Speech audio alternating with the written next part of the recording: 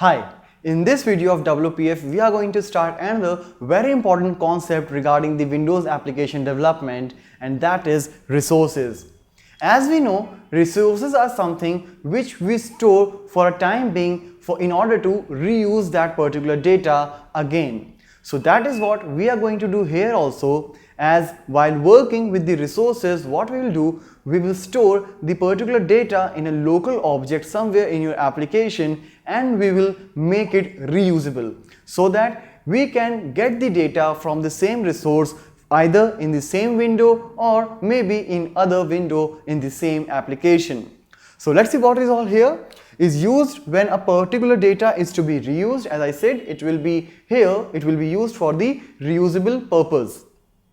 Is the ability to store data locally for the controls. Locally means within your application or the current window, alright, or globally for entire application. Means you will store the data locally and then either you can go for the same window or you can use it for the complete application.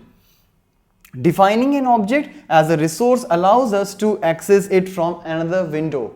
Since if we will make a resource and that will be accessible from the current window, we will not be able to use it at a full strength.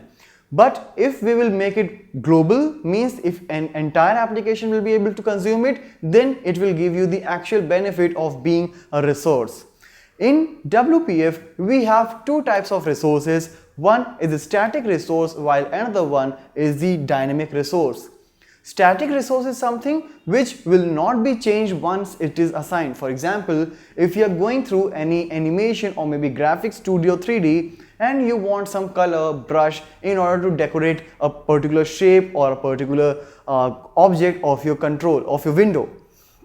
So at that particular time, you can set a static resource to something like a brush which will give you a reusability feature, and that you can use within the complete application.